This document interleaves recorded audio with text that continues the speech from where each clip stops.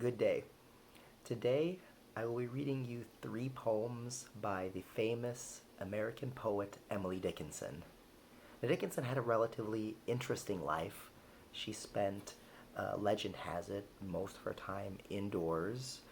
In my opinion, Dickinson would have been very good on Twitter, partially because she wrote so many poems. And Charles Bukowski, her poems were in bulk pretty average, with a few poems that were truly great, much like most tweets. So the three poems that I'm going to read you today come from this anthology of American poetry from the 19th century.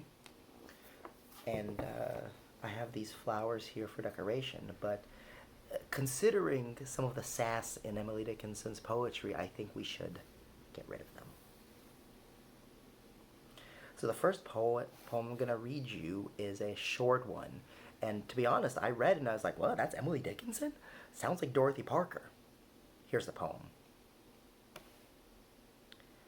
Faith is a fine invention when gentlemen can see, but microscopes are prudent in an emergency. Faith is a fine invention when gentlemen can see, but microscopes are prudent in an emergency.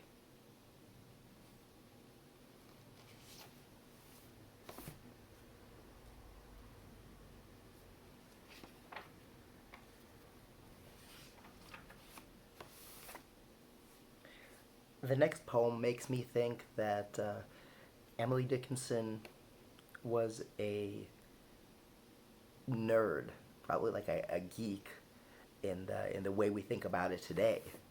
I mean, in my opinion, when I read this poem, it made me think that Emily Dickinson was extra cool.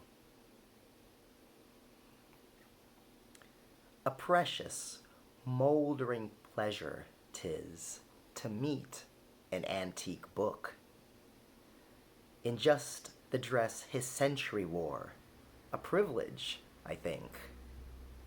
His venerable hand to take, and warming in our own, a passage back or two to make to times when he was young. His quaint opinions to inspect, his thought to ascertain, on themes concerning our mutual mind, the literature of man.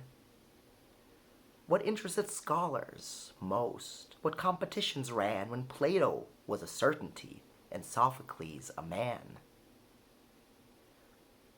When Sappho was a living girl and Beatrice wore the gown that Dante deified, facts centuries before. He traverses, familiar as one should come to town and tell you all your dreams were true. He lived where dreams were born. His presence is enchantment. You beg him not to go. Old volumes shake their vellum heads and tantalize, just so.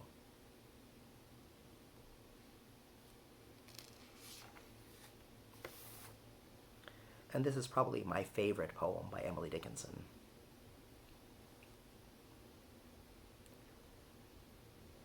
The brain is wider than the sky, for put them side by side, the one the other will contain with ease, and you beside. The brain is deeper than the sea, for hold them blue to blue, the one the other will absorb, as sponges buckets do. The brain is just the weight of God, for heft them, pound for pound, and they will differ, if they do, as syllable from sound.